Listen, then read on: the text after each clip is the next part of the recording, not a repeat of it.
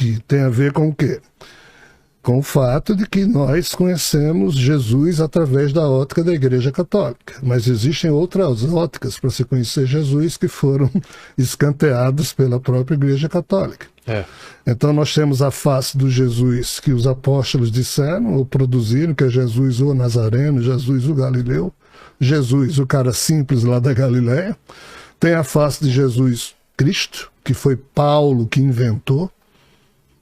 O nome Cristo nunca existiu enquanto Jesus foi vivo. Ah, é? Nunca ninguém chamou, ei, Jesus Cristo, isso não existiu. Porque o nome Cristo só surgiu depois da morte de Jesus. Quando Jesus morreu, ele ressuscitado, olhou para os apóstolos e deve ter pensado, a turma não entendeu nada. Por quê? Porque os apóstolos, depois da morte de Jesus, se reuniram numa casa em Jerusalém, se esconderam e ficaram com medo de serem também crucificados. E a mensagem de Jesus para o mundo, esses apóstolos disseram que não era para o mundo, era só para judeu. Então Jesus, morto, ressuscitado, vendo isso, ele foi atrás de Saulo de Tarso, que depois assumiu o nome de Paulo, e pediu a Saulo para parar de perseguir os cristãos e ajudá-lo a levar o cristianismo para os gentios, ou seja, outros povos. O resto do mundo. Então, foi aqui que Paulo, que nunca havia visto Jesus em vida, Paulo nunca encontrou Jesus. Paulo não conhecia os ensinamentos de Jesus. Então, Paulo criou por ele mesmo, pensando estar assim contribuindo com Jesus, dois conceitos. O da salvação, Jesus nunca abriu a boca para dizer que o ser humano precisava ser salvo. E a doutrina da justificação pela fé, que basta ter fé que está tudo resolvido. Esses dois conceitos Paulo criou, e Jesus olhou assim e disse, aí foi Paulo que se referiu a Jesus, o ungido por Deus. Esse o ungido, em grego, significa Christos. Então, compreenda, só quando Paulo passou a falar de Jesus, que já havia morrido, como sendo o ungido de Deus, é que esse nome Cristo aparece. Só que Jesus começou a transmitir a Maria de Madalena, que aparece agora como sendo a grande artífice desse novo projeto de Jesus. Uma outra revelação, e essa foi muito maior do que a que Paulo fez e a que os apóstolos fizeram. E aqui Maria de Madalena, com os discípulos que acompanhavam Jesus, porque além de apóstolos, Jesus tinha 12 apóstolos, mas eram homens simples da Galileia, homens quase analfabetos. Mas os discípulos que rodeavam Jesus, esses eram judeus, mas helenizados, que haviam sido... tinham formado as suas personalidades no âmbito da educação helênica, falavam grego. Aí aqui Maria de Madalena e esses discípulos produziram centenas de manuscritos, inclusive esse livro que eu acabei de falar, o Apócrifo de João. Mas o que é que aconteceu? Aconteceu que esse movimento aqui ficou muito mais forte do que os outros dois. Aí, no século II, aproximadamente, no ano 140, surgiu um personagem que terminou provocando uma movimentação muito forte no cristianismo e fez com que a obra de Maria Madalena fosse mais importante que o resto. Quando o cristianismo, no século IV, deixou de ser perseguido pelo Império Romano e se tornou a religião oficial de Roma, porque Constantino, imperador romano, assim o fez, os bispos, até então não existia a figura do Papa, os bispos das diversas igrejas que Paulo havia fundado, eles precisavam definir qual era a cara de Jesus, se era Jesus o Galileu, Jesus o super-herói que Paulo definiu como sendo Cristo, ou aquele Jesus que dizia coisas estranhas, diferentes de tudo que ele havia dito quando estava vivo. Foi quando no concílio de Nicéia, em 325, e em outros concílios do século IV, o cristianismo foi substituído pelo catolicismo, e em 373 d.C., o bispo Atanásio mandou destruir todos os livros que Maria Madalena havia produzido. Aí a face de Jesus explicando as coisas, sumiu. Que coisas? Nossa. As coisas que ele não explicou em vida. Por que é que Jesus fez isso? Muito provavelmente ele se enganou. Muito provavelmente o homem Jesus foi ingênuo lidando com o tal Javé. E só quando na quinta-feira à noite, antes de ser crucificado, que ele disse: Javé, me livra desse cálice. Se puder. Eu sei que eu nasci para cumprir os seus desígnios, mas olha, os seus desígnios pressupõem que eu devo usar meus poderes para subjugar os humanos. Eu não vou fazer isso. Jesus se recusou a cumprir isso. Mas ele fala que seja feita a tua vontade. Aí Javé disse: não, eu não aceito, porque Jesus tentou convencer Javé, segundo as fofocas espirituais, de que ele levaria os humanos para o controle dele, mas pelo amor, pela boa nova. Javé queria a velha aliança. Jesus propôs uma nova aliança, Javé não. Aí ele disse: eu não vim ao mundo fazer minha vontade, mas a sua. Então vou fazer a sua vontade no sentido de ser então crucificado, mas eu não vou usar minha força para dominar ninguém. Aí Javé exigiu que Jesus não usasse os superpoderes deles para fugir à crucificação. Por isso que Jesus se deixou crucificar no dia seguinte. Só na cruz é que ele percebeu que ele havia sido ingênuo, pensando que Javé iria se sensibilizar com alguma coisa. Não fez. Como aconteceu com Abraão. Mata teu filho. E Abraão, né? Como aconteceu com Abraão. Só na hora que Abraão ia matar, mas assim, na hora em que um Deus faz isso com um ser humano, e um ser humano decide obedecer a esse Deus, na hora em que ele já ia cumprir, o DNA dele já estava sujo, porque a tal ordem dos deuses já havia feito com que Abraão usasse a racionalidade dele para o quê? Para obedecer a ordem, e não para dizer: não vou fazer isso. Jesus resolveu dizer: ei, eu não vou fazer isso aí. É a diferença de Jesus para Abraão. O filho de Abraão foi poupado porque Javé foi bonzinho e mandou um anjo segurar a mão de Abraão. Mas Abraão já estava corrompido pela ordem. Ia matar o filho dele. Porque um tal Deus maluco mandou. Jesus percebeu isso no limite e disse: não vou fazer. Não, eu sei que eu sou o Messias, eu sei que eu estou profetizado em todas as páginas da Escritura, eu sei que não posso mudar uma vírgula, mas eu não vou poder cumprir isso. Aí foi crucificado por isso. Aí, ressuscitado, ele resolveu então falar o que em vida ele não falou, porque ele havia se enganado. Esse é o problema. Mas a tentação no deserto, ele não reafirma essa... Quando o diabo fala: usa teu poder então, transforma essa pedra em pão.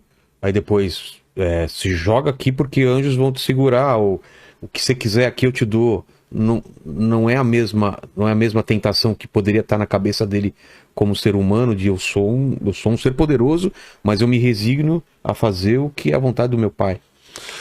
Eu sou, exatamente, mas isso foi no início da vida de Jesus, o ser humano. O Jesus, o ressuscitado, que eu estou falando aqui, já era o Jesus morto após a crucificação. Sim, sim. Então, mas não é a mesma coisa. E aqui... Não, tô me referindo a quando ele fala: se puder me afasta desse cálice, mas que seja feita a tua vontade. Essa relação de dúvida... E sendo que no deserto ele não teve dúvida nenhuma. No início da pregação ele não tinha dúvida nenhuma, ele era ingênuo. No final da sua vida física, no limite, ele perdeu a ingenuidade. E na volta... Ressuscitado, aí ele resolveu abrir o verbo. Dizer: esse ser tem problemas, de fato, eu não reconheci em vida. Aí por isso que surge o gnosticismo. Que é? Que é um movimento feito por Maria Madalena, mostrando que o Deus bíblico, criador, era um Deus doente. Ah, é? Marcion, o tal personagem que surgiu lá na frente e criou o marcionismo, uma espécie de uma revelação gnóstica extremamente importante. Ele foi o personagem mais importante do cristianismo nascente. Mas aí a turma do ortodoxismo destruiu tudo isso. Mas em resumo, nós até hoje, 2000 anos depois, não sabemos bulhufas sobre a real intenção de Jesus. O que hoje nós sabemos sobre Jesus é o que a Igreja Católica nos jogou, que é o Jesus superstar. O Jesus Cristo que Paulo criou. Mas Paulo nem conhecia Jesus. Então, se a gente E os evangelhos? No ano 382 a 388, Damaso, o bispo de Roma, que se tornou o primeiro papa, porque papa mesmo só foi Damaso a partir daí, Damaso tinha o seguinte problema: tinha centenas de bispos, donos das igrejas, que precisavam obedecer agora a Roma, já que o cristianismo, de religião perseguida por Roma, agora era oficial. Então, o que é que Damaso fez? Ele percebeu que tinha um polemista de Alexandria que todo mundo respeitava. Ele, Damaso, não era respeitado, até porque ele havia matado o Sino. Quem era o Sino? O Sino e Damaso disputavam os dois quem iria ser o bispo da igreja de Roma. Aí Damaso, então, convenceu o Sino a se encontrarem num dia de domingo à tarde na nossa igreja para os dois decidirem se iam se unir ou continuar brigando. Não é? Porque agora a igreja romana ia ser a igreja mais importante do cristianismo, porque até então a igreja de várias outras igrejas de Pérgamo eram mais importantes do que a de Roma. Com certeza. Então, o Sino e Damaso se encontram às 14 horas de uma tarde de domingo na igreja. Aí Damaso diz: o Sino, entre você primeiro com os seus seguidores na catedral, que eu entro em seguida. Aí eles entraram. Quando a turma de Ursino entrou, a turma de Damaso trancou as portas da igreja com travas de madeira por fora e tocou fogo e matou Ursino e todos os seguidores. Aí Damaso se tornou o bispo de Roma assim. Então, todo mundo sabia disso, então Damaso não tinha credibilidade. Ele convocou Jerônimo, aí Jerônimo reuniu mais de 4.000 evangelhos que existiam na época sobre Jesus. Nossa, tudo isso? É o que os estudiosos dizem. Para peneirar e saírem... Para peneirar e dizer o que seriam então agora os livros chamados canônicos, ou seja, oficialmente aceitos pelo catolicismo. E os apócrifos. Apócrifos, que seriam... 24 mil? 4 mil. 4 mil. 4 mil evangelhos. 4 mil. É o que os estudiosos dizem. Então Jerônimo fez o quê? Ele compôs a Vulgata, que é a Bíblia que hoje a gente conhece, que é um conjunto de quantos livros? 73 livros. 46 do Antigo Testamento e 27 do Novo Testamento. Mas observe, esses 27 aqui do Novo Testamento, Jerônimo fez o quê? Pegou 21 epístolas, 4 evangelhos, o livro dos apóstolos, Atos dos Apóstolos e o Apocalipse. Por que ele não pegou 21 evangelhos e sim 21 epístolas? Porque Paulo, que saiu pregando as palavras de Jesus que ele, Paulo, imaginava Jesus ter falado, os apóstolos ficaram reclusos em Jerusalém, então Paulo criou várias igrejas, mas quando ele chegava numa cidade e subia em cima de uma pedra e começava a falar e 10 pessoas escutavam, quando ele ia embora, aquelas 10 pessoas formavam ali uma igreja. E Paulo tinha falado, eles tinham dúvida, então eles escreviam cartas ou epístolas e mandavam para Paulo. Aí Paulo, que não parava em lugar algum, sempre pregando, Paulo respondia essas dúvidas. Então, essas epístolas, que são as cartas que Paulo respondeu, o nosso amigo Jerônimo pegou 17 das 21. Ou seja, a religião do Novo Testamento é mais paulínea do que propriamente de Jesus. É da opinião que Paulo tinha sobre Jesus. Então, os 27 livros do Novo Testamento, repito, 21 epístolas, 4 evangelhos, o Atos dos Apóstolos e o Apocalipse, foi uma obra que Jerônimo criou e uniu aos 46 livros do Antigo Testamento, criando o que? A tradução para o latim, que é a língua oficial de Roma, e esses livros antes estavam escritos em quê? Em grego, aramaico, hebraico, que fosse. Então, a gente conhece a história deformada de Jesus a partir do século IV, dentro de uma visão em que certas questões foram adequadas aos interesses da Igreja Romana. Jesus foi um bandido crucificado na Judéia pela força operativa de Roma, que então estava lá como império invasor. Aí, 4 séculos depois, Jesus foi transformado no herói de Roma, já que a religião dele foi idealizada. O que fazer para os cidadãos romanos aceitarem um judeu bandido, assim descrito pelas anotações de Pôncio Pilatos na época, transformar agora o cara em herói? Eles fizeram.